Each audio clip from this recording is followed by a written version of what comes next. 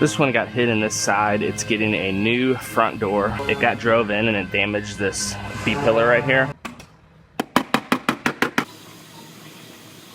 So I have a Subaru Forester here.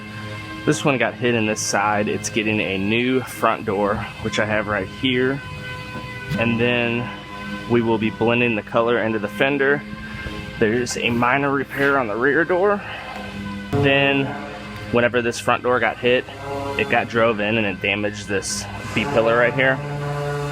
Pretty minor. So I'm going to go ahead, I'm going to work this back into shape, repair this rear door, then I'll fit the front door, get everything fitting correctly.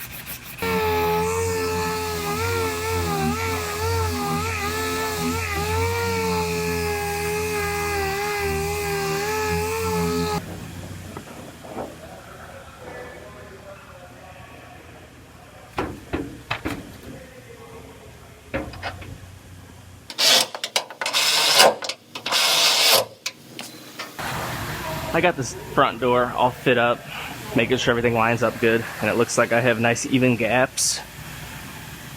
So I'm gonna go ahead and I'm gonna lift this front door back off.